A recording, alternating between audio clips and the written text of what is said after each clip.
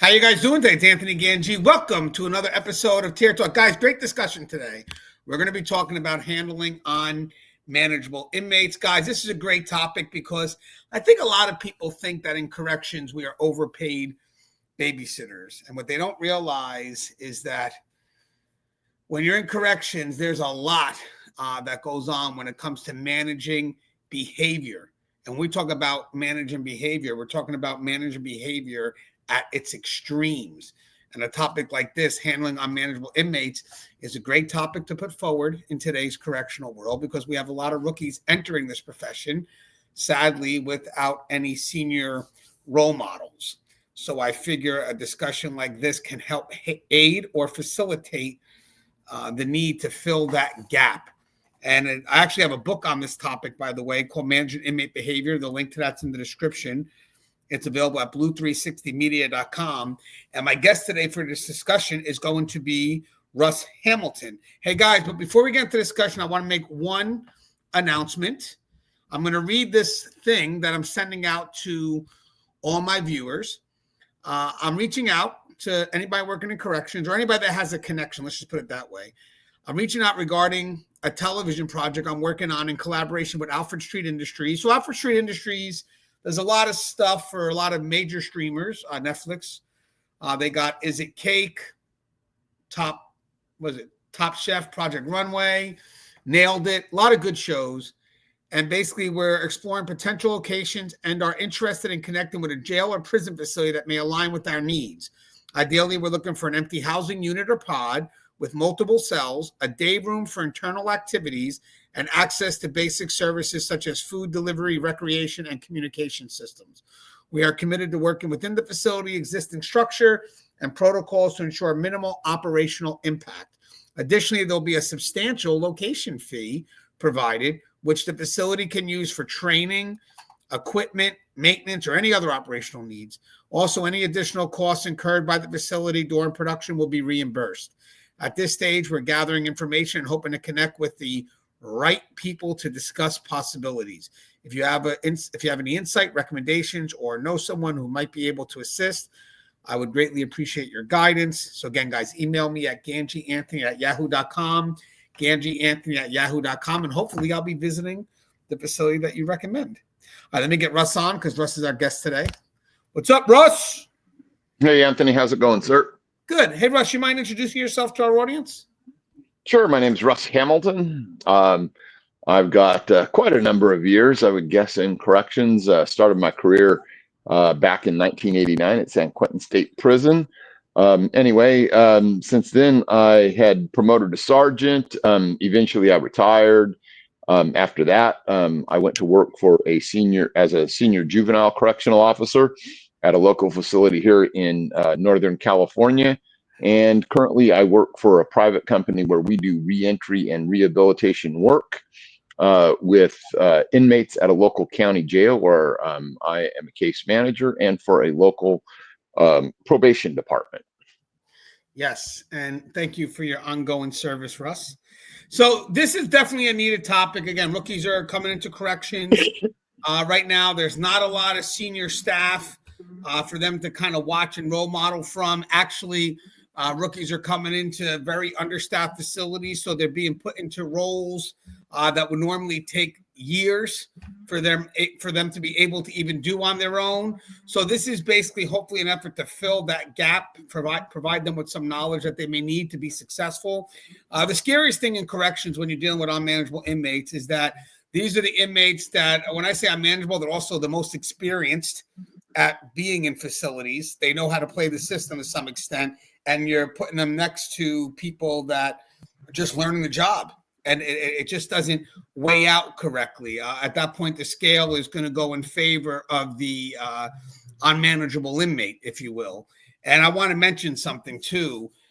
During these times when you have these rookies going into these areas where the inmates are a little bit harder to manage, so there is a bit of discretionary effort. Sometimes the systematic changes that they put in play are more of a micromanaged effort to basically help the rookie guide them step by step. But the problem with that is it eliminates discretionary effort. So if I have a senior officer to come in that, let's say, tries to help the rookie learn how to manage these inmates, they wind up having their hands tied because the process now has become so micromanaged that the officers that could teach them the way, if there are senior officers that are available, they just can't, because every process now or every systematic way to address something has been so micromanaged that the senior officer now becomes handicapped, because we are trying to change the system based on the inexperienced rookie.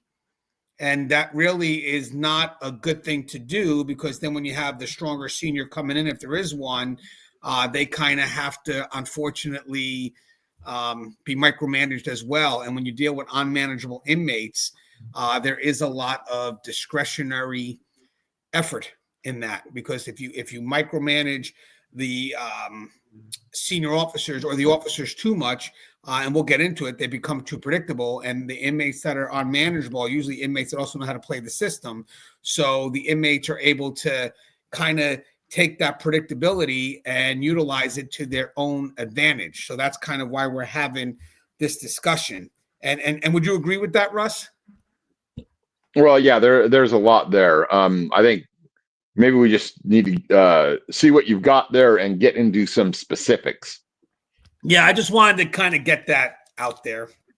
I think kind of adds to why we want to have this dialogue. So again, it's handling unmanageable inmates. So the first thing I got right now for our rookies is you want to stay calm and you want to control your pace. So why does that work? So inmates thrive on throwing officers off balance by escalating situations quickly. If they can get you to react emotionally or make a rush decision, they gain control. So remaining calm shows that you are in charge, not them. So this is more about emotional control. What's your thoughts on that, Russ? Staying calm, and I love this part, and control your pace. Yeah, somebody is going to dictate the amount of energy in the interaction, and they're going to dictate the pace. And ultimately, hopefully, that's the officer that's going to be doing that. If you have an inmate and you let them start to control the pace, control the narrative, and start moving you off of your game, you're going to have nowhere to go except either to escalate the situation, call for help, which I'm not saying that's a bad thing. It's just maybe not necessarily optimal, or otherwise you're going to end up losing control as the situation evolves or devolves, if it gets even worse. So do everything that you can to stay on your game, to not try and rush the situation, and to not be put into a position where you have to make an untenable choice. Now, you may have to go all the way there, because that's the way a lot of these particular interactions, end up going. But hold everything off for as long as you possibly can, and be the consummate professional, and do things to the best of your ability.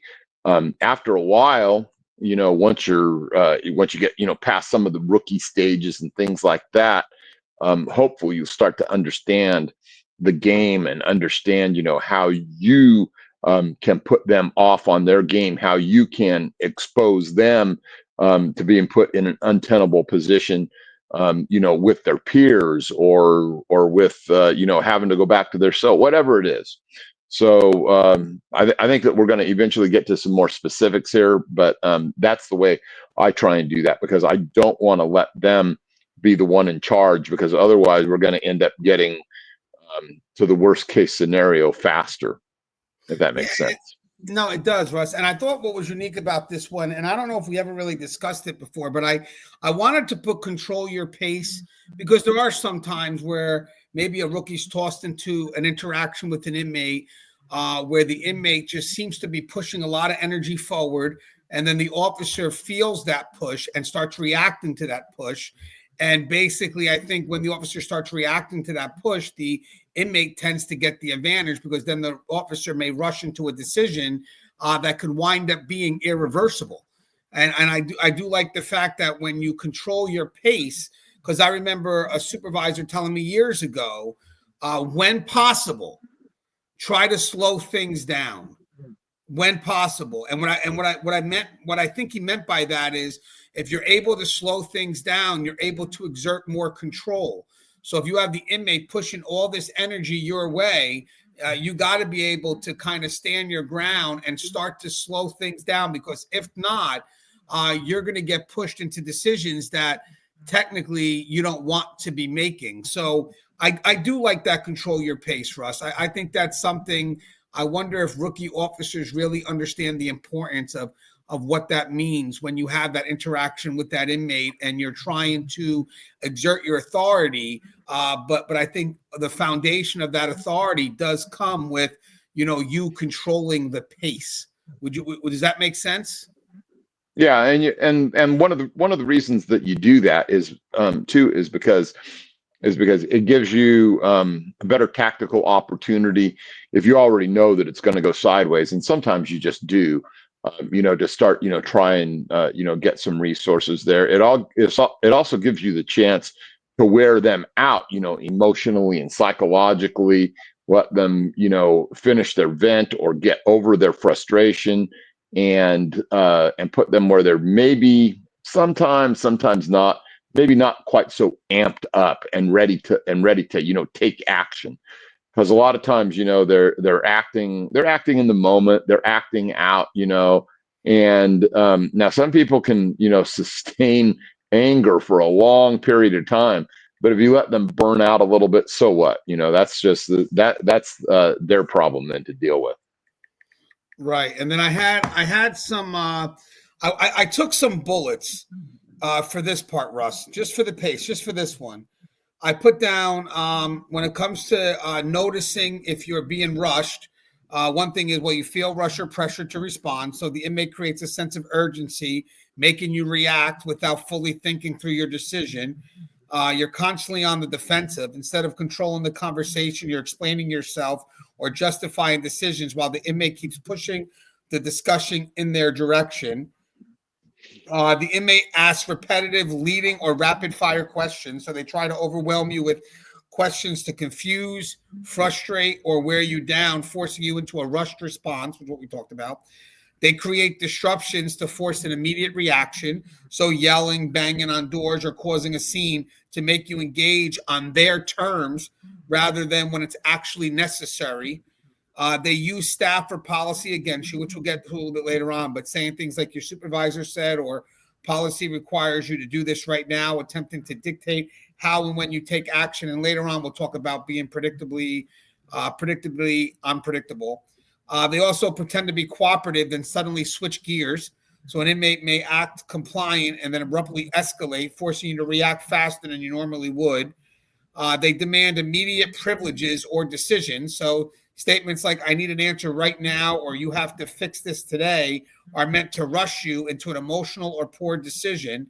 They time their request or complaint strategically, making last minute demands at shift change, during count, or at meal times, knowing you have limited time to think through your response. I think that's key too. That's when an inmate starts to take advantage of the situation that can push a need for a quicker pace. So I like that. The shift exchange, during count, when you're already pressured to move.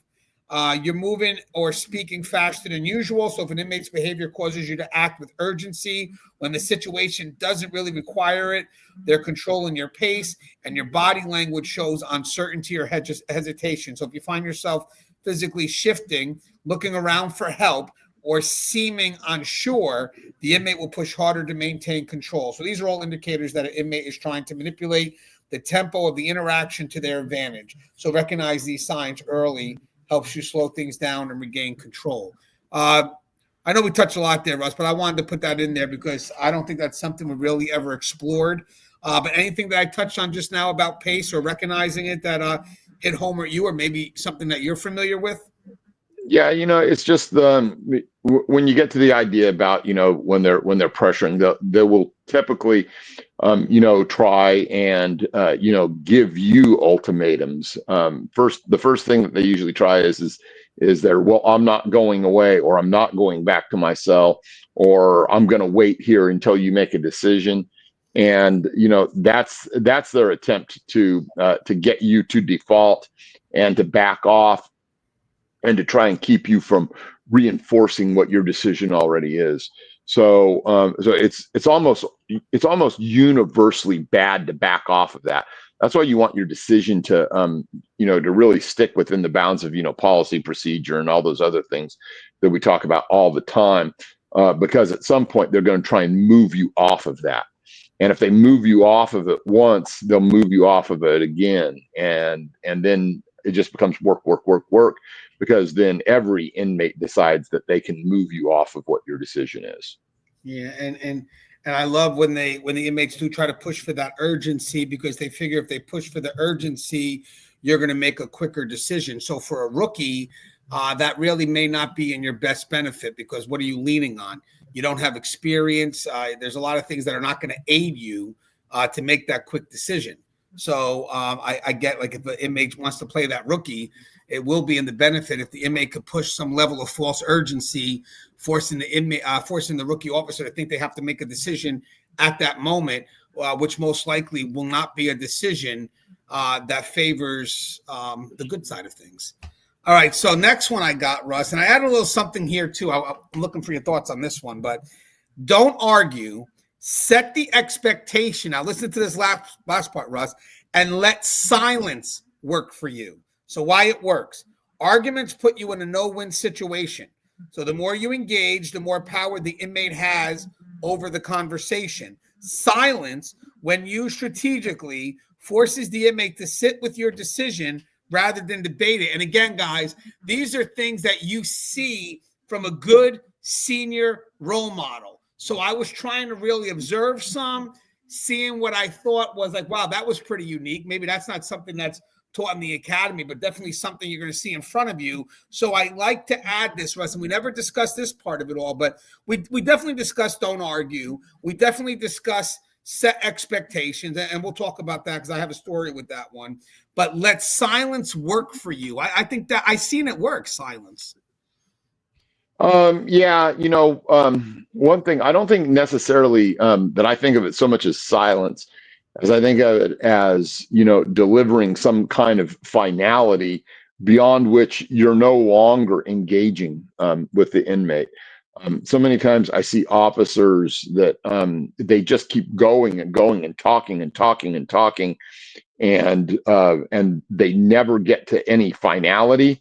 And instead of just blurting everything that you need to blurt out, if you can't do it in 15 to 20 seconds, you probably shouldn't be talking to the inmate at all, is my personal opinion. But I just see officers, they just keep trying to wrangle the same old argument over and over again. Don't do that. Put out what you need to put out. Tell them, what your decision is, deliver the finality, and then that should be hanging in the air. And if that's silence, that's fine. If it's them trying to get back and restart the argument and moving it, you need to just cut that off. And so, whether you want to call it silence or finality or stopping them from continuing on, just let them know, hey, no, that's it. I've made my decision. It's no longer open for discussion. Kick rocks or whatever else you got to tell them, to either get them out of there or you go back to your rounds if they're in a cell or whatever it is. Yeah, and I got some added thoughts, Russ. It's exactly what you just said. I got why it works. I got, like you said, it shifts pressure back to the inmate. So instead of you feeling the need to explain or react, the inmate is left to sit with your decision. And I agree. If you're sitting there and just going on and not getting nowhere, your argument weakens. Sometimes you could put the exclamation point, walk away, and what was said, and it's done. But sometimes officers that fall into this trap of just over-explaining it, the exclamation starts to become a period, then it starts to become a question mark. And then eventually, the longer you progress, the weaker your foundation becomes. And now you spend more time actually not even pushing the directive, but rather justifying the directive. And now the justification gives the inmate the window to now try to manipulate those justifications, because what should be an absolute directive becomes conditional the longer you prolong it. I also have, it eliminates unnecessary arguments, like Russ said. So it's just leading out what Russ said. It goes, inmates can't argue with silence. It prevents them from drawing you into a debate or power struggle. It forces the inmate to fill the void. Many inmates are uncomfortable with silence and will start adjusting their behavior just to get a response. And I've seen that. I've seen where they put something out there, the officer kind of lays it out and it's quiet, and the inmate really doesn't quite know where things stand. So they wind up, making adjustments to get the reaction so they know exactly where they stand in that moment. It demonstrates, this is good. It demonstrates confidence and control. So a calm, silent officer appears more authoritative than one who is constantly talking or explaining. It removes emotional energy from the situation. So silence diffuses tension, allowing both you and the inmate to reset before the escalation occurs. It allows you to observe and think. So instead of reacting impulsively, silence gives you time to assess the inmate's intentions and strategize your next move. It undercuts manipulative tactics. And that's where I talked about the justification.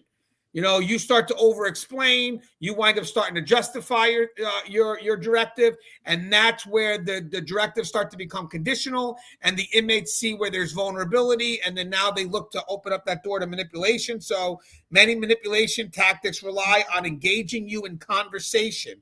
Silence prevents the inmate from leading the interaction. And the last I got, it can be used, and I think Russ would love this one.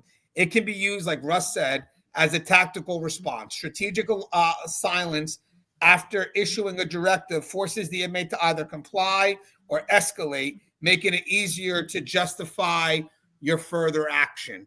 Hey, Russ, anything on that you'd like to elaborate on? Because there was a lot there too.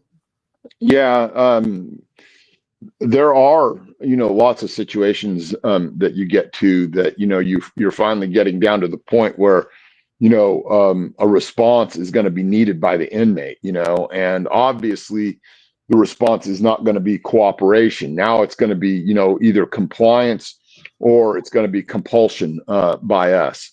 So, when you're there, that's the time when it's like everybody gets ready though, your partner gets ready, the inmate gets ready, and now it's go time.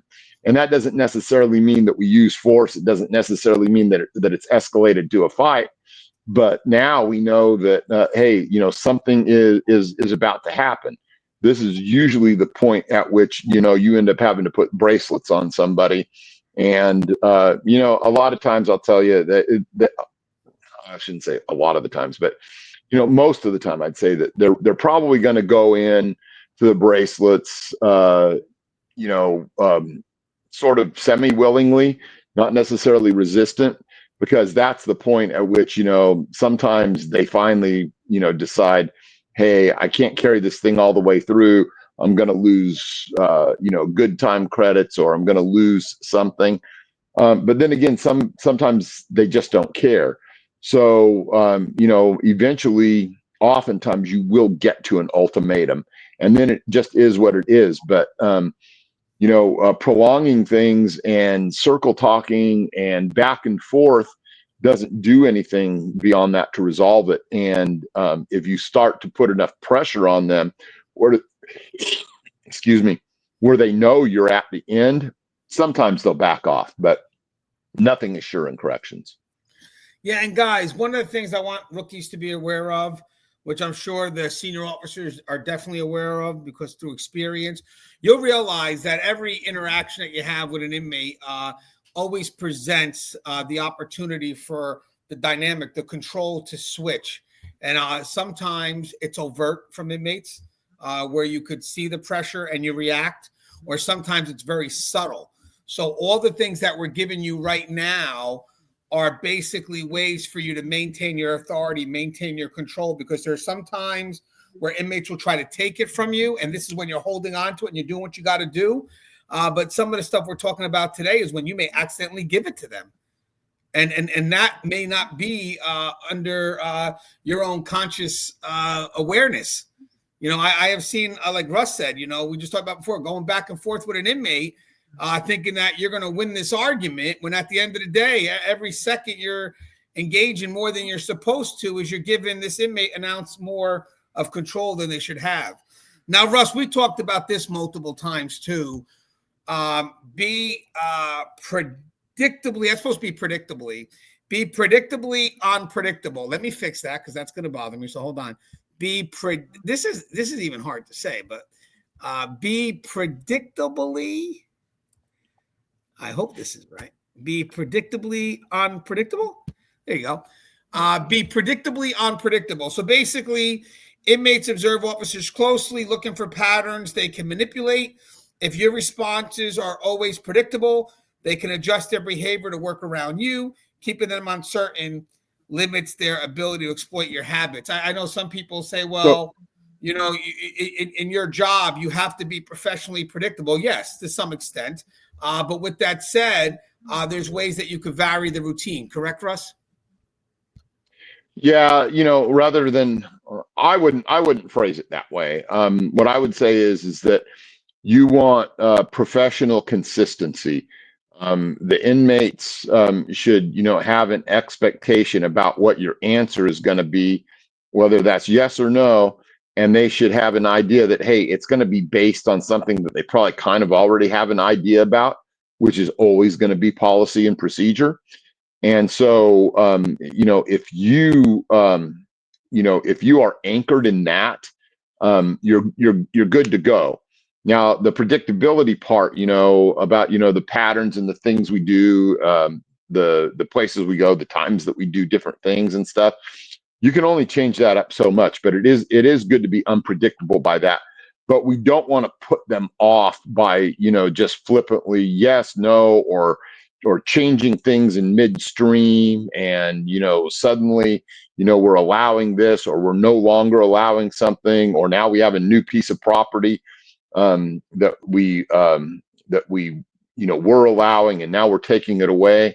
That's a bad idea. So you shouldn't be thinking about predictability like that. You should be thinking about it as consistency. The other parts that we do, the tactical unpredictability, you know, where they're not sure exactly, you know, how you're going to conduct your search, not exactly sure about, where maybe you're going to be standing, so they can line things out. Yeah, we want to try and do that. There's a physical limitation to those things too, though, because there's only so many stations and positions and tactics and stuff that you can take.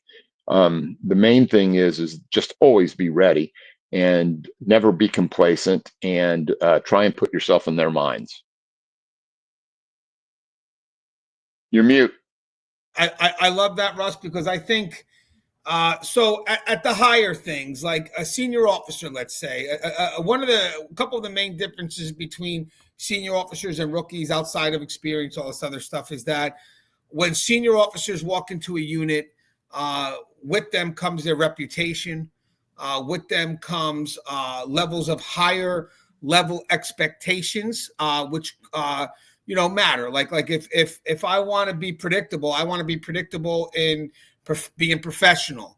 The higher level things, like they know when I'm working the unit that I'm a no shit type officer. These are things that matter. The consistency in what makes me a good officer, as described by how I carry out my prescribed role. Now, Russ said the more tactical stuff that could obviously be adjusted or adapted daily, so you don't become too predictable in how you do your things. But the inmates should know that when you come in, this is who you are. That's that higher level expectation, and usually that's defined by your reputation. Now, mind you, a rookie officer is not going to have that. So when it comes to dealing with unmanageable inmates, the rookie is at a serious disadvantage when it comes to that, because the senior officer will come in with a reputation that speaks loud. Some of the inmates may know who that officer is already, and then they will go ahead and meet or try to meet the expectations of that officer, where the rookie officer is developing it.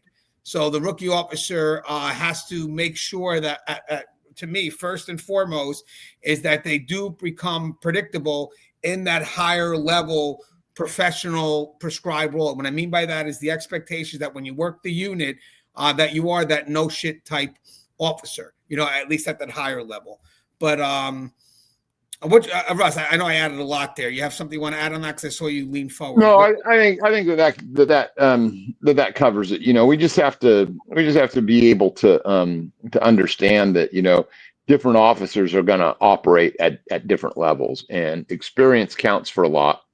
You just have to, if you're new, you have to be looking at these things through a lens of understanding where you need to progress to, and it's going to be a process. It's not going to be an event. It's just going to be a process. You have to be seasoned. Yeah, and I do strongly believe that when it comes to dealing with those unmanageable inmates, reputation does carry a lot. So that's something that a rookie is going to have to, like Russ said, work. That's a process. That definitely doesn't happen overnight.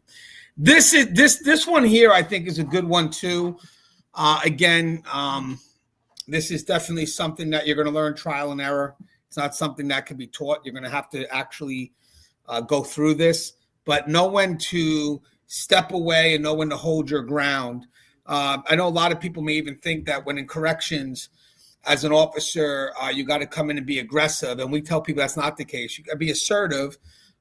Yes, of course, but there are times where you want to hold your ground, or there are times when maybe it's more strategic for me to step away. So I get some conflicts aren't worth escalating in the moment, while others require immediate firmness. Knowing when to disengage can prevent unnecessary confrontations, while standing firm when necessary reinforces authority. And I went through that as a rookie. I had I think I said the story before where I had an inmate cleaning detail. The one girl was kind of questioning my directive into getting the cleaning done, yet she was still doing it, but we were having this back and forth.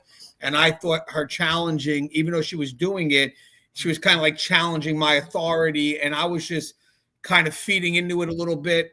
And it really just wasn't working in my favor. But I didn't know that. I thought that I'm here. I have to regain that authority because she's taking it from me. And the senior officer allowed for this interaction to happen because he knew I would learn something from this. And I love the fact that he did this. It wasn't the fact that he allowed me to drown myself, but this was a moment that I really needed to go through.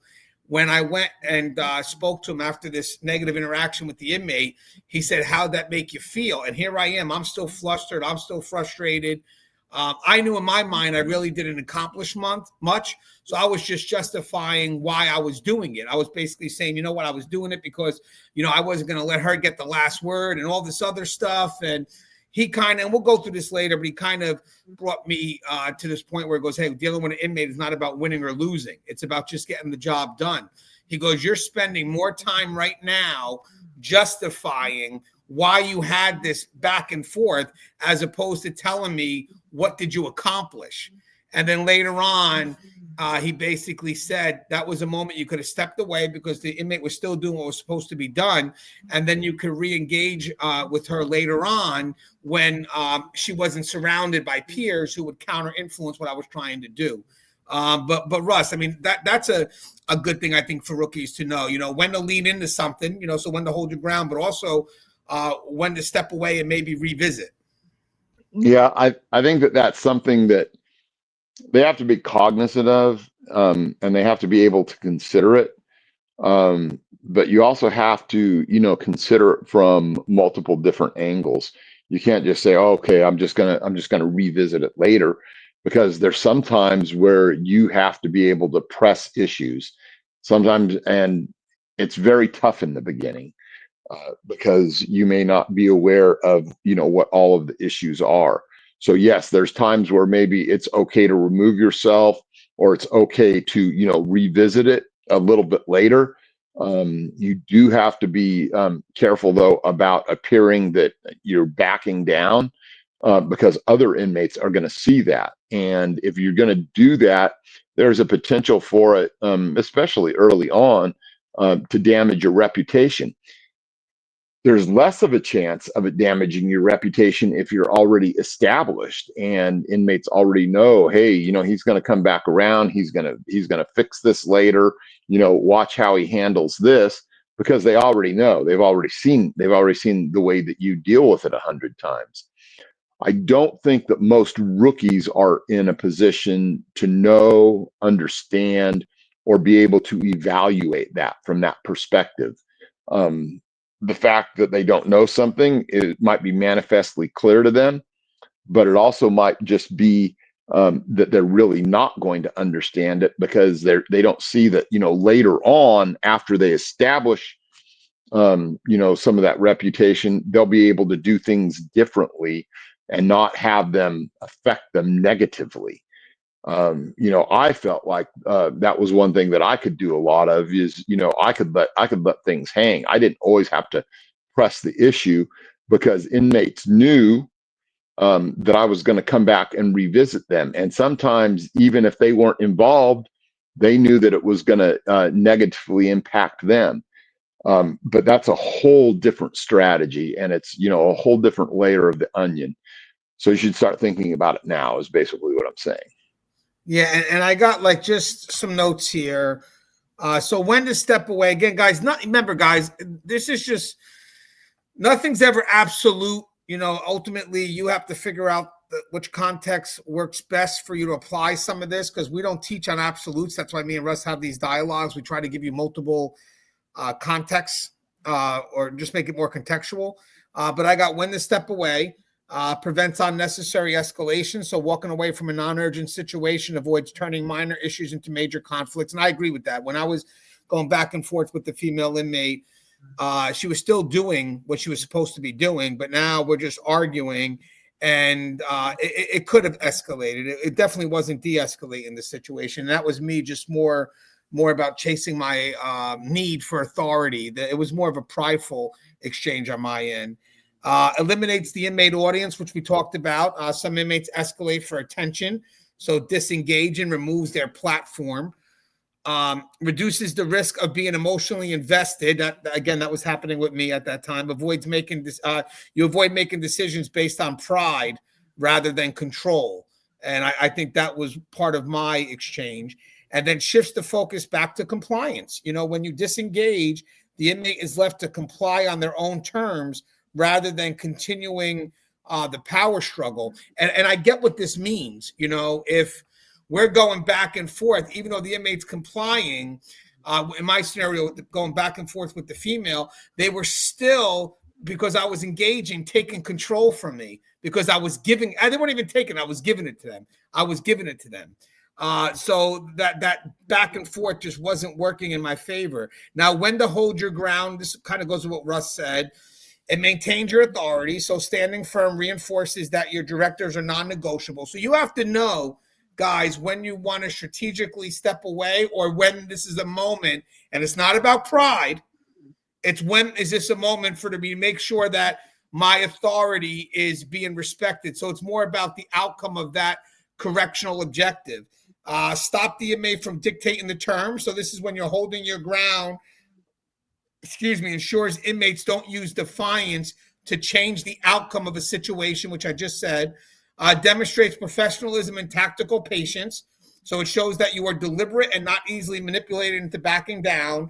And the last one is ensures safety and security. When an issue is a matter of security, failing to hold your ground can create long-term control problems. And I think that's what Russ was getting at before. Would you agree with that, Russ? Yeah, I mean, never assume that you're only working, one shift at a time, because it's simply not true.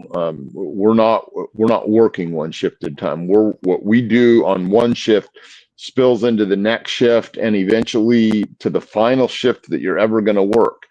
And so, building reputation and putting inmates into a position where they have an expectation of how things are going to be settled is really super important. And if you're haphazard and you do things different all the time, or you don't back up what you say, then you're going to find what it's really, really like to work. And I mean work and get worked in corrections all of the time. You have to establish some kind of reputation, or you're just going to be, like a little, pinball from, one little fire to another, and you're never going to be able to make any progress. So, if you think that you're only working one shift at a time, you should re-examine that. Yep. And guys, this one here, leverage the team effect, is very important. I mean, really, it's very important that for me, it's very important when it comes to safety. So I think the inmates need to know that we're all working as one, whether it's across different departments, whether it's across different levels, whether it's interdepartment, intra-department. It's very important that we express the we, the we. I mean, don't be afraid to hug the word we. This is the decision we made, even if that's a partnership decision between frontline and management, or you and your supervisor, whatever it is. I think that when rookies are coming in, inmates would love for a chance to isolate that rookie, because the rookie is very vulnerable. They know that this rookie is going to need assistance. So they're going to try to cut that rookie away from resources. And it's funny, because when you first start in this profession, your confidence is going to be from what's around you, because you have yet to build it in here. So my confidence usually came from the people that supported me at first. And then later on, I do build my own confidence, and then I'm reinforced by the people that support me. So that never lessens. The people that support me is always there. But at the very beginning, I am very reliant on the people that are walking next to me, because I need them. I'm still learning the job. I'm still learning the profession. So I love it when if an inmate tries to maneuver me into a way where I feel isolated, I love telling an inmate, because it's not about my pride here. Oh, you know what? I'll talk to Sergeant Hamilton on that request, or I'll talk to, the officer here, because I'm going to make it known that if I have a question that I can't answer, I want them to know where I'm going to go. And I'm okay when I start my career. If I don't know something, I'm okay with telling an inmate I don't know it, but then I'm going to tell the inmate how I'm going to get my answer, and it's not going to be through them. So if an inmate asks me something to try to create some level of ambiguity with me, I'm going to be quick to tell them, hey, you know what? Let me get back to you on that. Let me go talk to Officer Hamilton, or let me go talk to my sergeant, or let me see what my peers think about it. So I have, inmates behave differently when they perceive an officer as isolated versus supported by a strong team. So even if you're alone in the moment, referencing your team shows that decisions are backed by the facility and not just you personally. And I did a scenario for this. I just wanted to put in there, kind of paints what I just said. But so an example, instead of saying like to an inmate, I need you to step back, you can even say, we're handling this as a team and we need you to step back. This subtly reminds the inmate that we are dealing with entire departments, not just a single officer they think they can pressure. That partnership word matters too, because I want to mention one more thing. Manipulation is a unique thing. Sometimes when inmates try to pull you into their group, they pull you in with partnership words like we or us. And that's when you have to set that line and basically say, hey, there's no we here. There's no us here. The only we I have is with me and my people. Me and my supervisor, that's a we. Me and my peers, that's an us. This isn't an us, and this isn't a we. I know it's semantics, but I think it carries a lot of weight psychologically. I think it's great for the inmate to know where that we and us is reinforced. What's your thoughts on that, Russ? Leveraging the team effect. That I know that to you has got to be very important. Yeah, I think that one thing that I can say that I've been guilty of, and probably still am to this day, is I always want to be the one to handle things. I want to show the inmate that I can handle it. I want to show my team that I can handle it. I want to show my supervisor that I can handle it. And it's just a matter over the years of getting out of that mindset and understanding that yes, maybe I can handle it, but there is a benefit of breaking up some of the work. There is a benefit to having other people help you shoulder the load. There is a benefit to having the inmates see consistency between staff members. And we always talk about firm, fair, and consistent. Well, consistency between staff members is important. So when we branch out, even if you can do something on your own, even if you're capable of handling it, sometimes you can build a level of camaraderie that just can't be built by ignoring it or doing it yourself.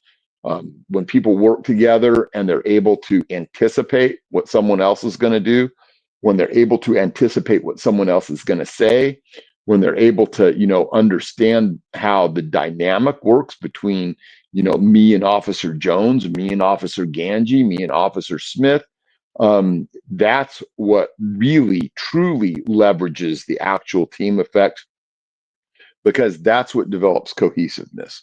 So sometimes, even if you know that you can handle something, sometimes you should let other people come in and practice with you handling those situations. Yeah, and there's really not much to dive in with this one. Just know that when it comes to you and your peers, you and your supervisors, you and admin, whatever it is, you cross departmentally, all that stuff, you should never see them as a them. They have to be an us. It doesn't matter what department they're from. It doesn't matter what level they're at. It's an us. We have to work together, and the inmates need to see that partnership. And it's great if any chance we get, we showcase it, because the last thing you want is an environment that's already divisive, and then all the inmates got to do is just fuel the division. And they will.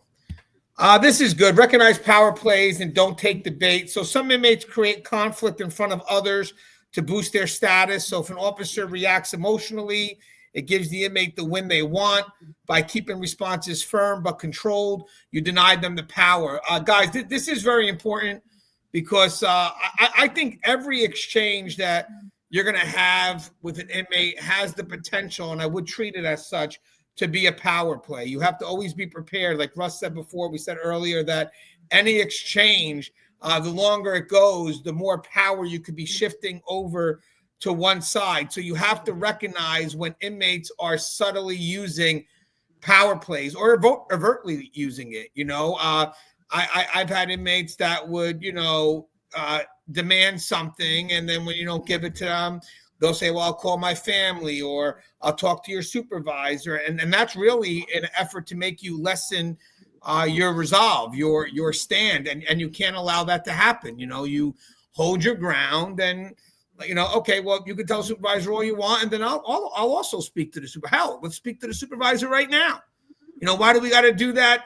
Why do we got to wait? Let's bring the supervisor on the scene. Or if I'm a rookie, I'm sure you're going to get a lot where, an inmate comes up, asks for something, you say no. Well, Senior Officer Russ lets me do it. Oh, I'm going to call Russ. I'm going to let Russ know that you just dropped his name. At the end of the day, this is very important. You know how we talked about before, standing your ground and knowing when to let go? I want to be very careful here, because this isn't about pride. This isn't about an interaction I had with the inmate before, where we went back and forth, where the inmate was still doing my directive, and we were just exchanging because I felt that she had a nasty attitude and I was taking it personal. This is different.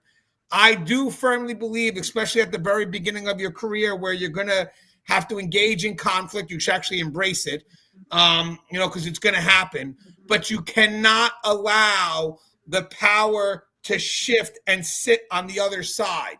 I didn't allow that. So if I gave an inmate a directive and they questioned my directive, and I felt at that point that directive was a true question at my ability to maintain my authority or control, and this wasn't for pride. Again, this is something that I learned later in my career. I now know the difference of me chasing my pride versus me standing my ground when my authority is being challenged. I don't allow that. I don't allow my authority to be held up in the air. I also don't allow, as management, for the authority of my staff to be held up in the air.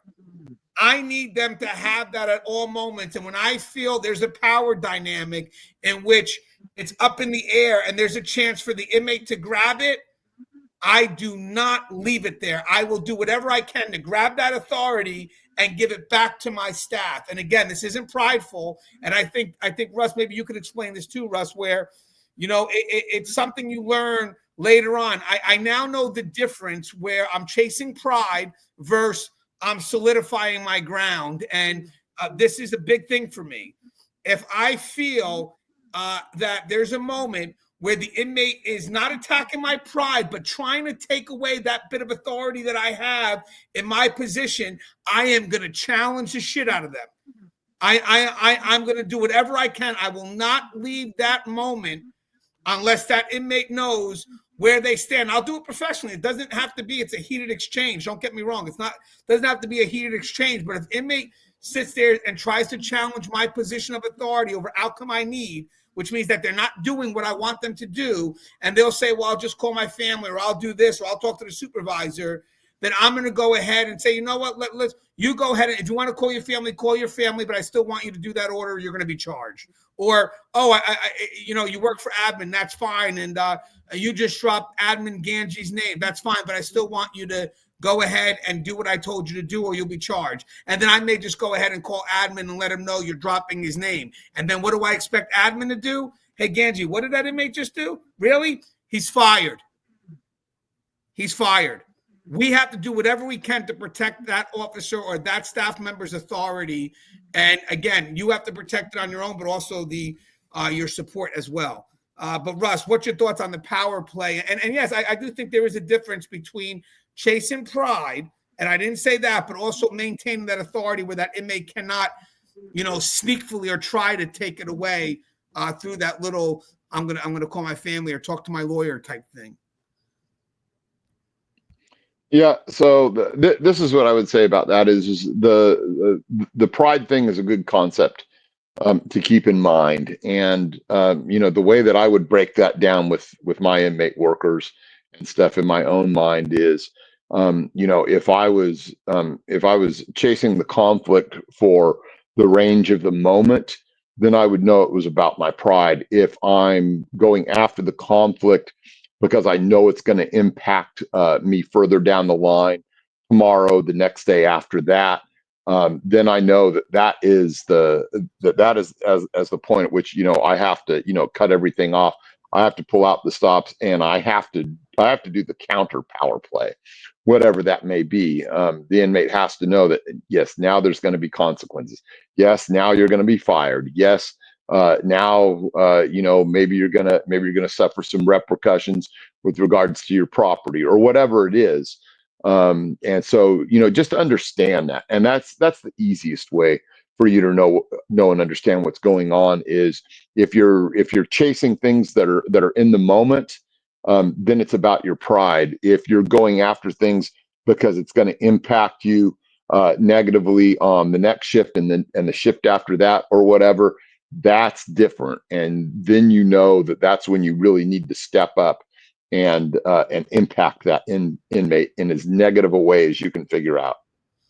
And that is extremely, I love what you said, Russ. I'm going to take that from my own, because I think that is what I learned through time, because as I said, it is something that you develop through time. So you're right. If I'm new, maybe I am chasing pride because I don't have long-term things I'm thinking of right now. But as I start to develop more and I start to understand what works, what doesn't work, I can start seeing the bigger picture. I can start seeing long-term things. And you're right, because when I make those decisions about my authority being second guess, it's usually because it's some Pandora's box I don't want to have opened, for later on down the line. I love the way you put that, because I want people to realize that there is a difference between chasing pride and chasing your authority. And when it comes to that authority, I think that's one area where you have to stand your ground. Okay, if it's pride, I get it. That's more internal. Maybe I'll go ahead and step away, revisit, take a breather. But when it comes to that authority, I don't want to lose that authority. But you also have to make sure, though, that you don't take it personal either, because you're going to wind up losing it if you do take it too emotional. It's a matter of still maintaining your ground, but being professional in doing so. All right, so that was a good one, Russ. We could probably do a whole show on that. Document everything. There's a spelling error there. Document everything, but don't overuse it as a threat. Now, again, these are an unmanageable inmates, so I think this does make sense. Proper documentation protects you, but constantly announcing I'm writing you up can weaken its effectiveness. Some inmates will take it as a challenge or an opportunity to escalate. Instead, use documentation strategically. You know what's funny, Russ, and I think this is true, and I actually wrote it in my book. When you're dealing with inmates that are in close custody units, these inmates aren't really managed by writing them up charge-wise, unless you have to. There are certain charges you have to write, obviously, but for the charges that are more discretionary, you don't want to overuse it because that also becomes very predictable. Sometimes there's other ways to go ahead and maintain control without falling on the paper and pen, because there also be a lot of inmates that will also say, wow, I guess your power really comes when you defer it through a charge as opposed to stepping up and handling it. I've seen a lot of officers that work those close custody units that don't write up anything, but those inmates, they comply. So the officer, it really is about the person behind the uniform. A while ago, I was taught simply that in corrections, you can't hide behind the uniform because the uniform wears thin pretty quick. So it's really about the person. It's really about who you are. That's why your reputation matters and all that other stuff, because the uniform is not a layer of protection. It doesn't have that initial impression like you would find on the street. So it's really about you as an individual. So at the end of the day, the inmates really meet your expectations, not so much the expectations of the agency, even though your expectations should be filtered through that. They're meeting the expectations through you because they know what you're about. And if they decide not to meet your expectations, it's also through you because they know what you're about. So I think the standard really here is if you really start relying on paper and pen with those inmates that tend to be unmanageable, the problem is in some cases, it's like you're deferring the problem somewhere else when you may have a supervisor that may walk up and say, hey, I know you're writing all these charges and kind of overburden the system. There just seem to be, disrespectful charges, whatever it is. I get it. But I need you to start stepping up and addressing these inmates instead of the moment the inmate says, F you, you're writing them up.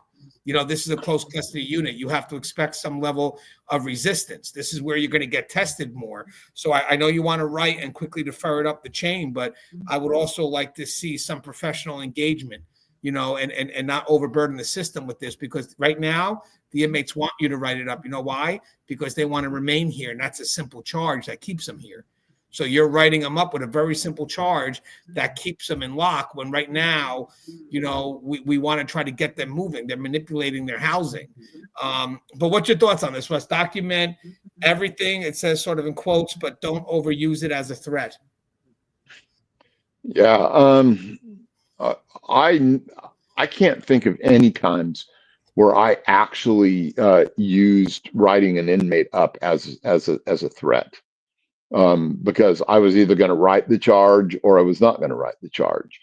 And so, if they were going to be reading about it, if it warranted it, usually the rest of the time I spent a lot of time figuring out what they didn't like and whether or not they were willing to suffer negative attention. And negative attention for me was the best thing that could, ever happen. Is if they wanted me to be in their business, yes, then all they had to do was be disrespectful or do something wrong, and just if they were trying to push my buttons, then they were going to find out. The other thing that I used to use a lot of is we had different levels of write-ups. So rather than really charges where they actually got to go and see the hearing officer and things like that, we had a lower level custodial counseling chrono, or we also had another that was just called an informational chrono.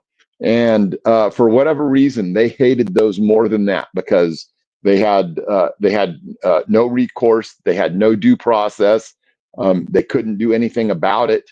And so on those times, I wouldn't bother to tell them that they were being written up. They would just read about it, and then they would get unbelievably flustered. You would think that actual charges would affect them more, but something that they couldn't do anything about, even if it was petty and minor, they hated that. And one of the reasons that they hated it is because they knew that that was never going to come out of their file. Sometimes that might be something that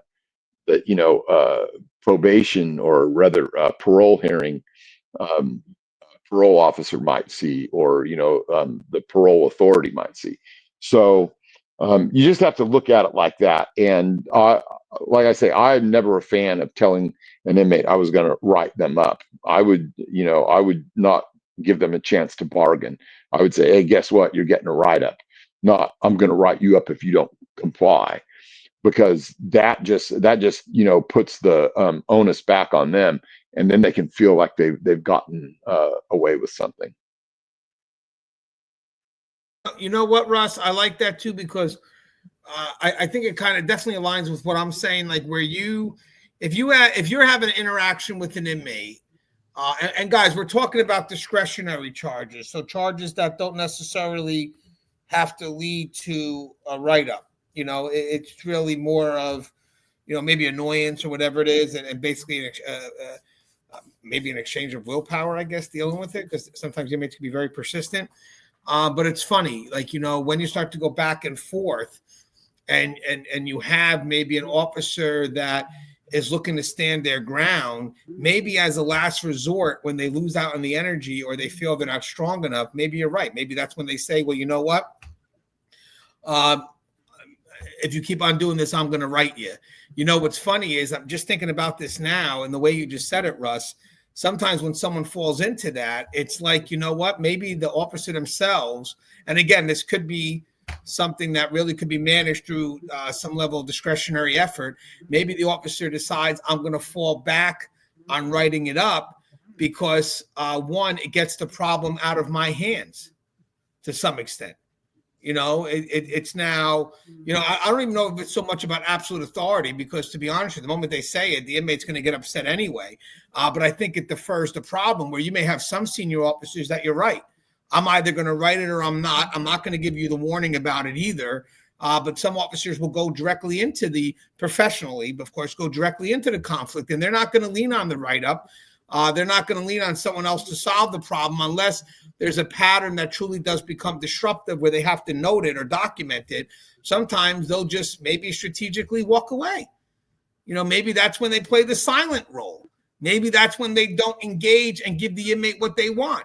So I love that, because sometimes I wonder if it could be seen that way, Russ. Sometimes you got the officers that, like you said, you're either right or you're not going to write it, but it's not going to be conditional based on the inmate's terms, but rather whether I feel it needs to be documented and charged. But maybe there are some people that maybe as a weaker stance, when they get pushed to the corner, instead of really, dealing with the inmate head on, professionally, of course, they decide, I'm going to defer the problem by saying, well, if you don't stop doing it, I'm going to write you up. Because do you think at some point that could also defer it for someone else to handle, correct? Is that what I'm getting at?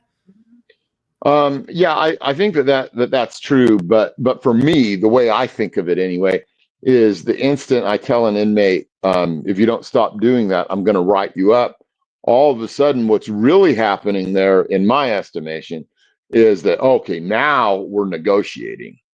Now it's become a negotiation, and there's nothing more I can do to undercut my authority than to engage in a negotiation with an inmate. Right. So it should never be that way.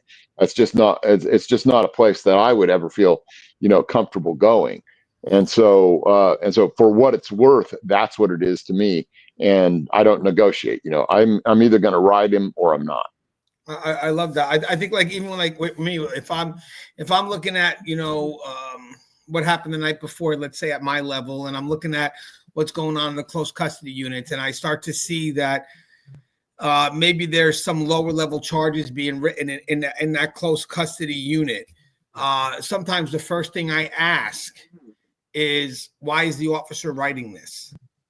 Like, why are we not trying to handle that at that level? Now, granted, I understand that if it's a frequent pattern, it's becoming disruptive, then obviously, you may have to write it. But for the initial reaction to be a quick charge, sometimes I would say, you know what? I would love to see the officer try to engage in that professionally, to try to, maybe make a learning experience from it before they, automatically stop the interaction with the threat of write-up. I mean, if you could stay professional, I would love to see that interaction play out where the officer is now being challenged and they have to hold their ground without utilizing the escape of a charge. And guys, granted, I know people know where I'm coming from. Let me just explain it. There are things that you have to write, but there are things you have to manage. So what I'm curious about here is when you have that back and forth, and we just talked about all these things prior because this all fits in, maybe for some people it's quicker to make the threat of a write-up because it automatically in their mind could end the challenge and defer the responsibility of handling it to somewhere else, where I may come back as a supervisor and may say, hey, why'd you write this? You could have managed this. So, now I think the write-up could be a way out of not dealing with the problem and trying to manage it. Because I would like to see, especially in those close custody units, because you're going to expect resistance. I do expect some level of managing negative behavior before you go right to the write-up. And then for the officers that are quick to go right to the write-up, I don't know. I mean, is it deferring some level of responsibility of controlling the engagement to someone else? Does that make sense, Russ? It's passing the buck, in my opinion. No, Russ. That's that's why we have these discussions, because everything we said. It's funny how it fell into line on this point, number 7, because it really does. Because we just gave 7 ways to kind of control that before you lean into a write-up. I like that. That was a good discussion. Okay, so I got 3 more. Control the timing of your response. Deny instant gratification. Now, guys, this is different than number 1, where we talked about control the pace. The control and the pace was more about emotionals, an emotional response. I have, where is it? The first one was not about letting inmates control your emotions. This is more about not letting inmates control the environment or dictate. We kind of touched on the first one too, but the interaction. But some inmates act out because they want an immediate reaction from staff. So if an officer jumps in too quickly, it reinforces the inmate's control over the interaction. I guess we kind of touched this, but one was really emotionally driven. You also could have it situationally driven. And I think we wind up talking about both at that time. So actually, by controlling when and how you respond, you shift power back to yourself. So guys, I think we actually touched on this when we did the first one. So basically, inmates will push on your emotions to get you to respond quickly, or they could pressure things from the environment, the situation, to get you to respond quickly. And you need to kind of understand where that pressure is coming from and make sure you mitigate it before you make decisions, either based on emotion or the pressure of a situation that's actually being created by the inmate. Anything else you want to say with this one, Russ? Because I think we actually... I think that's pretty self-explanatory, I would guess. Yeah, because I think we touched on that with number 1. I really do. I think we did both, emotion and situation, environmental. Okay, so the last 2. So this one is manage behavior through loss versus gain. And we definitely touched on this before in other shows, but inmates either act out to gain something. So it could be attention, control, privileges, or to avoid losing something, status, comfort, freedom of movement, etc. Understanding their motivation allows you to use strategic reinforcement rather than just reacting to behavior. Hey, guys, I want to mention, and I'll keep it quick, my whole book on managing inmate behavior is based on this concept here. Rookies, when you're coming in, we always tell you that you got to embrace conflict, so you're going to have to tell inmates no. I do want you kind of reinforcing rules, because I want you to kind of get introduced to telling people no. So a lot of your confidence is going to come from policy and procedure, because you really don't have discretionary effort at this point, because you haven't really gotten experience to develop that. And you're also going to be leaning on your peers. Now, at the very beginning, it's very reactionary. You're stepping into the role of becoming an officer, embracing that authority. So it's taking things away because you're working with inmates that have stuff to lose. Now, granted, the other side of that, when you're in the close custody unit, you're dealing with inmates that are a little bit harder to manage. This is tough because they have nothing to lose. So this is truly a different dynamic.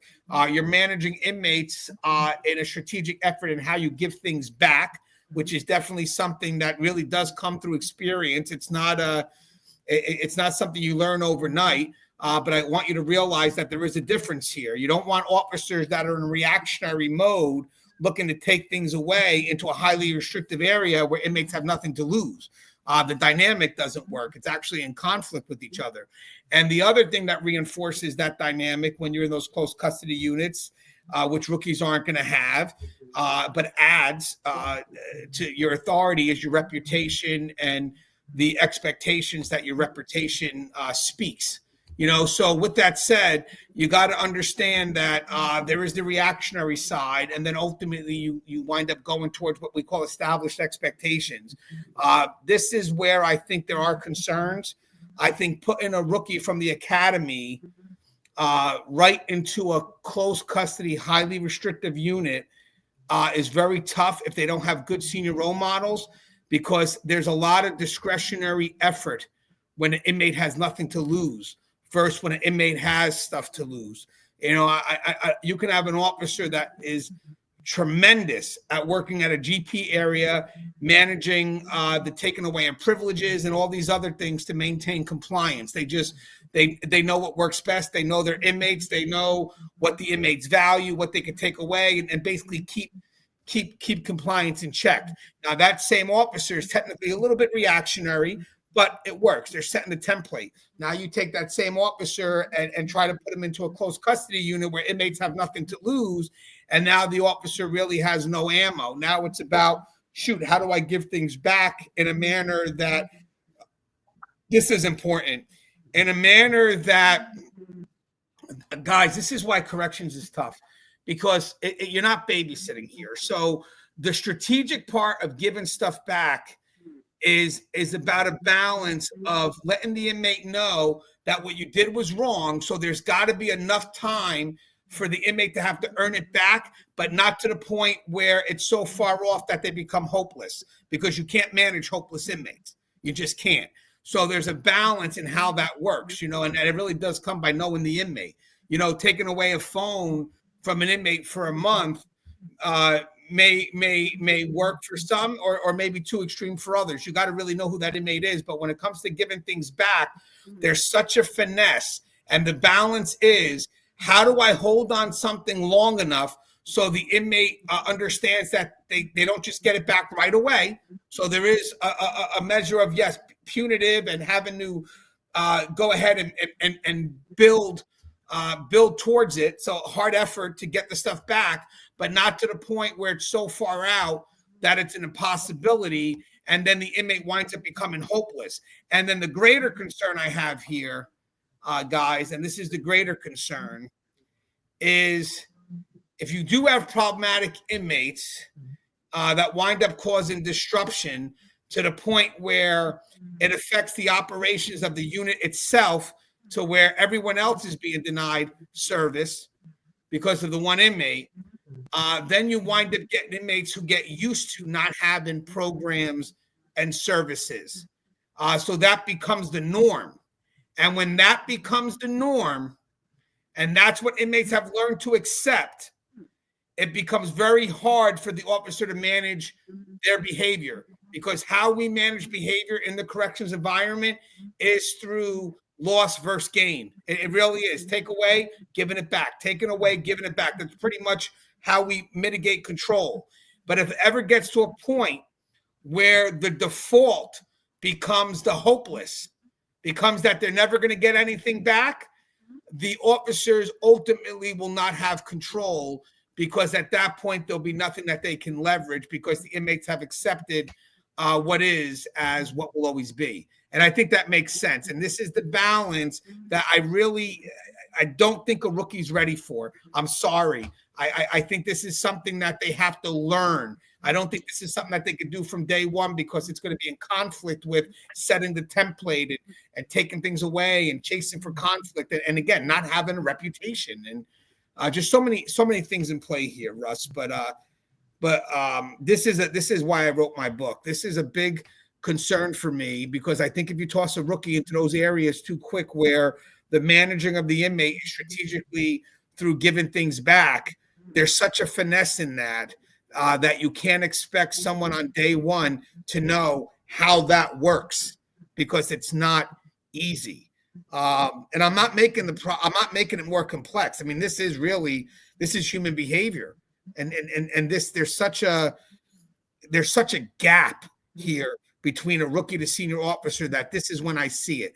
If I see a rookie officer working in a close custody, highly restrictive unit where this is the kind of the last stop for the problematic inmates, this is where you truly see the gap between an experienced officer and a rookie. What's your thoughts on that, Russ? I don't want to make people think that rookies can't do the job here. I just want them to be wary of what they're tossing the rookies into. Yeah, this is always what we try and do is we try and use the loss versus gain model. There's other ways to game it out. I was a big proponent, or I just naturally did it. I just always managed to give pressure or release pressure on inmates, and it wasn't necessarily a lot of pressure.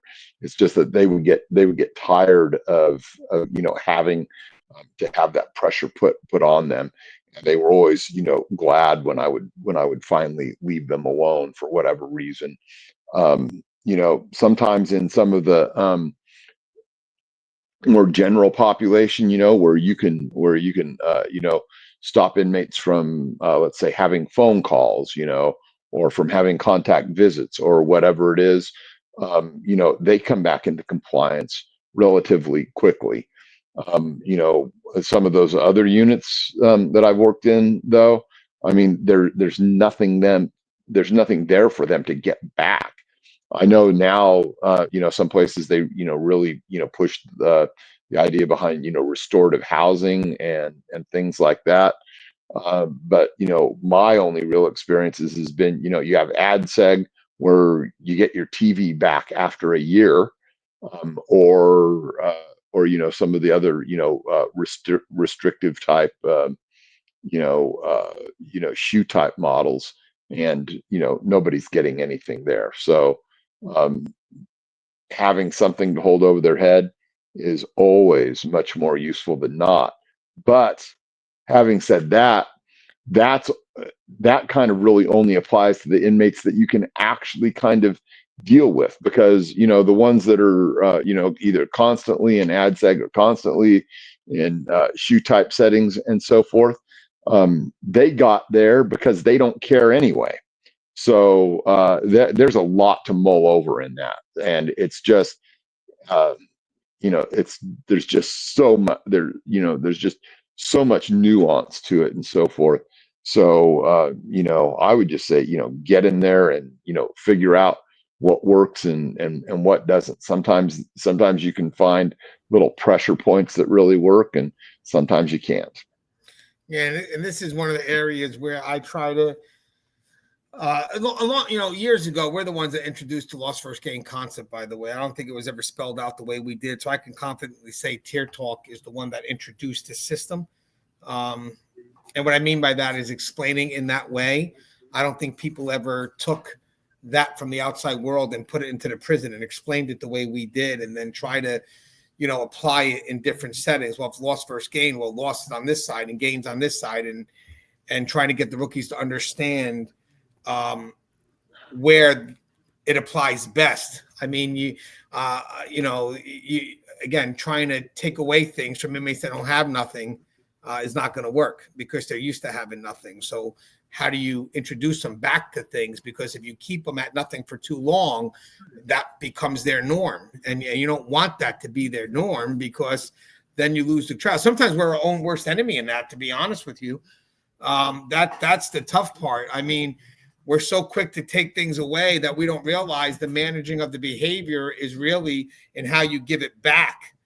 And I think we have to be very wary of that, because the more the inmate becomes used to the shift in that routine becoming the norm,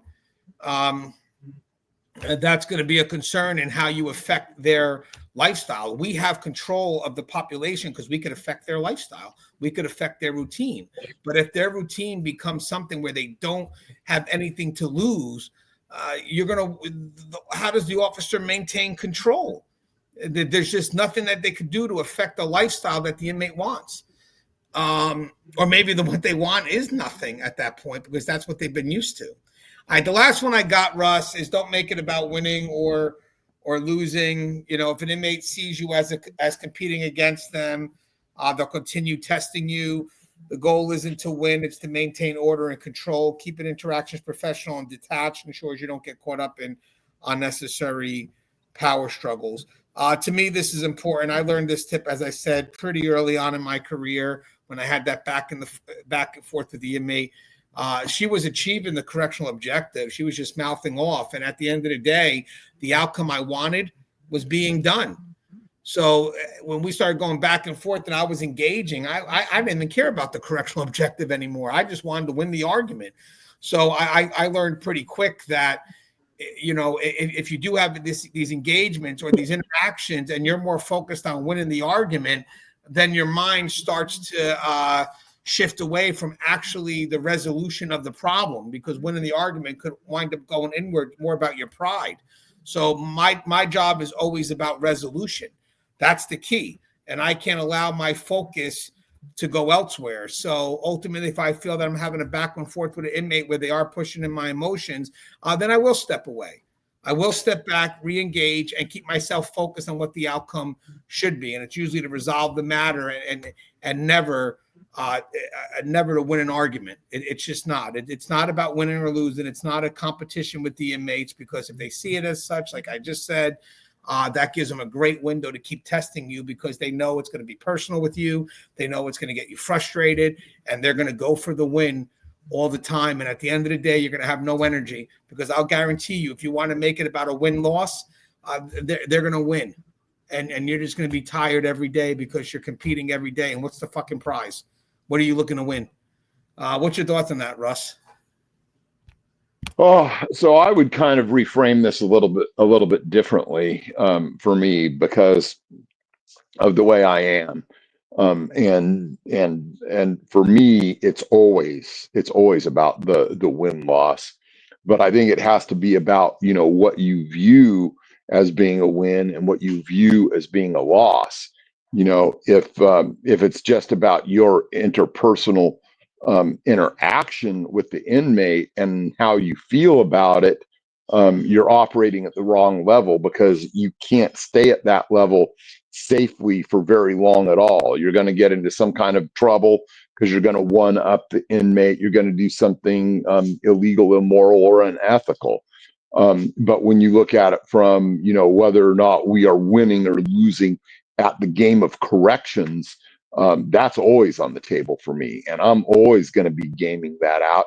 And I'm always going to be seeking to put one over on the inmate from the perspective of policy, procedure, state law, case law, and what I have to do to make things safer within the facility. But that's my viewpoint, and that's the way that I looked at things. I always looked at, you know, how can I win in the game of corrections, you know. Like anyone else, sometimes, you know, I let my ego take control, and then it was about a win or loss for myself on a personal level, which I know is wrong, but sometimes that kind of thing happens. So I think it depends on how you frame winning and losing. Yeah, I agree. I think that, you know, sadly, you know, win loss could be very subjective. I mean, you could have officers believe that the win for corrections is winning a charge, and they lose the charge, and then it becomes personal. So they get disenfranchised, when technically, if you focus so much on winning and losing to some extent, you put a lot of energy in outcomes that you can't control. I think that's the key. Yeah, well, see, to me though, that's the thing is like on charges. I'll tell you right now. Almost every day, I'm going to win that, and I'm going to win it because I'm going to have superior writing skills. I'm going to win that because I know how to frame things. I know how to establish what the elements of the crime are. I know how. I mean, I know how to do all of that stuff. But So for ultimately, me, it's not up to you to win, though, Russ. You put the effort to win, but the decision is I someone else. I know, but what I'm saying is for me though, I can tilt it. You know, if I'm going in there into the casino, I'm always going with loaded dice. I am always going to have my thumb on the scale because I know how to affect things and I know how to bring about the results that I want to get. So as long as I'm within the framework of doing the things that are proper in policy and procedure and corrections, hey, if I lose some, it's going to be either because it was a wobbler on my part, which I almost never had that happen, or it's going to be because I have a weak hearing officer. So and I know that I'm over the top and competitive like that, but for me it really is, it's just a matter of professional pride, because I always felt like I was going to be able to affect the outcome. So remember, now we talked about pride. So the only thing is, there are some pride, though. professional pride. I get that, but there are some times where the outcome, even if we do have the loaded dice in our favor, contextually, the outcome may not be an outcome that is beneficial for the needs of the facility. Give you an example. You write up an inmate for something petty that maybe they deserve to get charged, but let's say hypothetically, they find that maybe the inmate's a good source for intel, whatever it is, whatever the game is, and they realize, well, the charge itself is good, but at this time, it's not going to be supported. Not because the charge itself is a bad written charge, but because they feel that I don't know, putting the inmate in this unit will be more beneficial than writing them. And all of a sudden it's like, well, you know what, I wrote a good charge. So now I'm so invested in what I wrote because I believe that my effort deserves the outcome, that I put all my energy in an outcome I can't control. So that's why I've told the officers nowadays that you got to be able to separate your effort from the outcome, because what happens is if you connect the two, the problem is you'll become very disenfranchised, because the only thing you truly can control is your effort. The outcome is on somebody else. And I don't want them to get the thing so mixed up that when they don't get the outcome they want, they stop committing to the effort. You can't, because sometimes there's greater pictures in play that affect the outcome that we may not all know. And then unfortunately here is that, we go in with the loaded dice. We go in with everything that we expect to give us this win, and we don't get it, and then we tend to become disenfranchised. Then it happens again, and next thing you know, we stop committing to the effort because we're so entangled with an outcome that's not really in our control. So the one thing I just want to get people to know is when I say it's not about winning or losing, it's because sometimes we get so concerned about an outcome that's not in our control, and it winds up affecting us, when technically the only thing that was in our control is our effort. So I always tell people, just remember, at the end of the day, sometimes you got to put the chips down and let them land where they may, and be able to step away from the outcome. You can always go after it to learn from it. But like, even as you said, Russ, why write a charge and barely ever do I lose? Imagine when you do lose one, how much it could overwhelm you to the point where it's like you get pissed off, you get disenfranchised, and you decide, what, screw it. This agency doesn't care what I'm doing, whatever it is. So I'm going to stop doing my job. And our job is to always hold people accountable. Sometimes we lose the want to hold people accountable because we get so invested in the outcome that we stop putting our own effort in. And now the biggest thing is officers stop committing to the one thing we want them to commit to, is the effort. So I tell people all the time, guys, it's not about winning or losing. Keep putting the effort in. Don't worry about the outcome. Keep putting the effort in. Keep putting the effort in, because at the end of the day, the last thing you want is for you not to put the effort in when it was needed. So I get what you're saying, and it makes sense, because it does. The win keeps you motivated, maybe, until you don't get the win. So I just want people to realize that the win comes from the effort you put in, knowing that you did your best, and not because the outcome declared that you did your best. Yeah, but what I'm saying is that even if you put in all the effort, and even if you don't win, and even if it was jimmied in some way and it wasn't your fault, you can still take away a win from that, because what's going on is you're learning something. You're learning something about the process, or you're learning something about your writing skills, or you're learning something about how weak the hearing officer is, or Well, I won't tell that story about the corrupt hearing officer. But But why does the win have to be so that's the only thing. But I get what you're saying, Russ. But the win doesn't.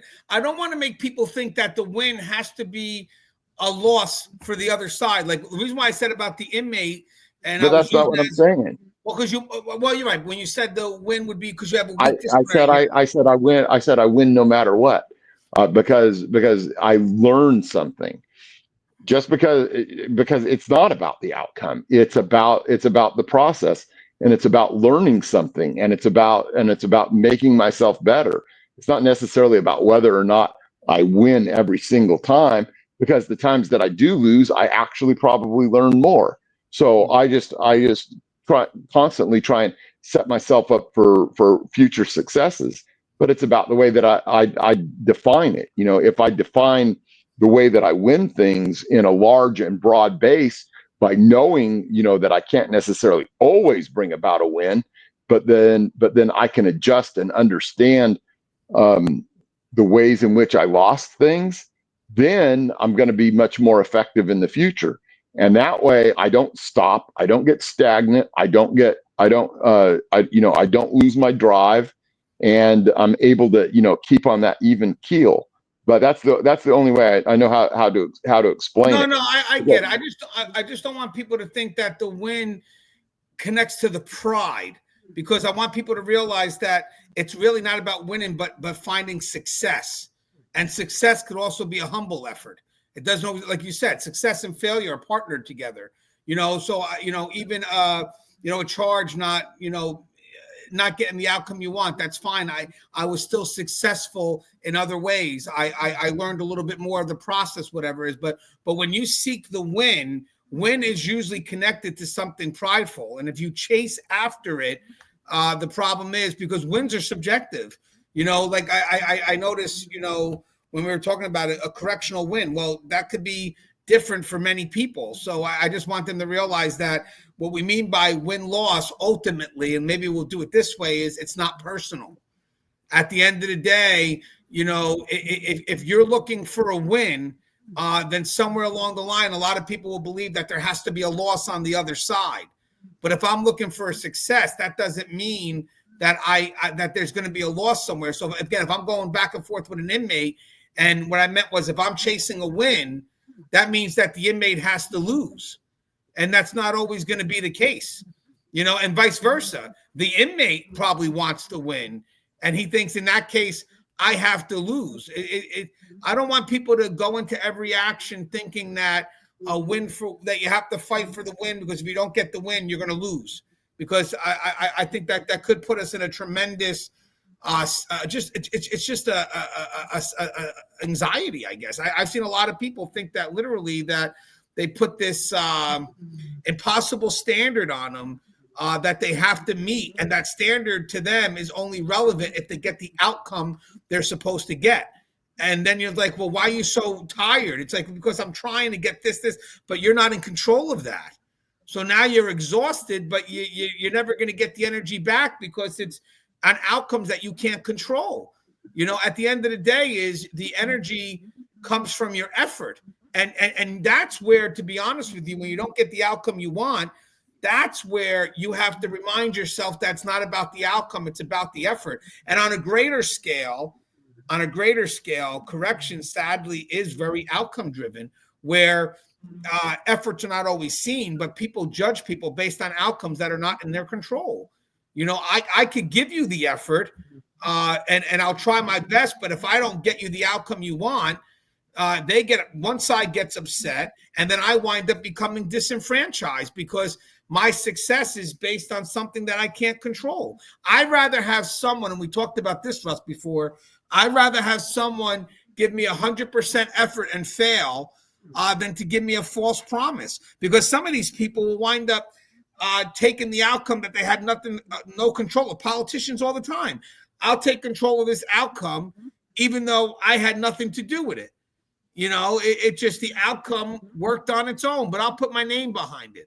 As I said, I think for me, the win-loss, and I do get what you're saying. I want to make sure people understand that you don't want to get so tied up in looking for a win that you put your hopes in outcomes that you can't control, because that's where we're at in corrections right now. Corrections, unfortunately, is we have our hopes in things we can't control.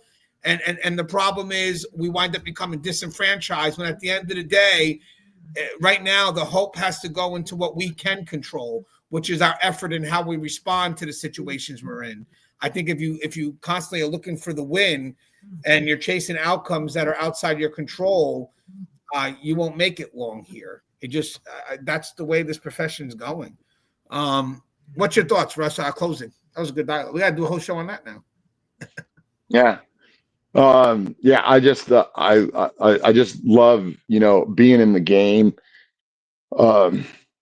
Man, I'll tell you, I wish sometimes I would go delve into some of these stories, because some of them are, coming back now, things that are safe to tell, if you will, on some of the write-ups that I've done on inmates that were messed around with by folks who broke the law and tried to take me down with them. But maybe we'll save that for another day.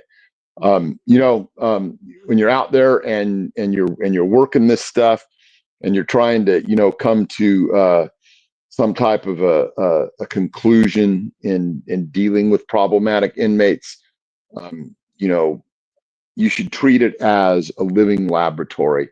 You have a chance to try different things on different individuals, and you have a chance to learn about it as much as you can. You're not going to have much success with those types of individuals if you stick to a cookie cutter type process, because you need to be able to, customize your attack plan as much as you can for those individuals. And, it's really a gift that some people are much better at in being able to manage those types of individuals. The worst ones, I would say, are those that have some type of mental illness, because their ability to reason and their ability to recognize what good motivators should be for them is really super impaired. But there's still sometimes some inroads that you can take with that. So, just struggle along, put in a lot of effort, put in a lot of thinking, and see how good you can get at it. Yeah, that's great advice there, Russ. One day at a time. Again, I got the book on managing inmate behavior. Hopefully this dialogue had a lot of things we, hit home with you guys. But again, contextually, see what works, see what doesn't work. This is the area where there's a lot of ambiguity. So it's not something you're going to learn overnight. But I think that some of you guys are going to be familiar with what we said. Some of you guys will be introduced to this for the first time. So really dive in this time. Maybe a video you may have to watch more than once. But I think the dialogue is exactly where it needs to be. I think it was a great dialogue. Me and Russ, I think we hit this one out of the park. As always, guys, the show is Tear Talk. If you haven't, please subscribe, interact, engage, comment, hit that bell. Bell's going to notify you every time I post a video. Stay safe.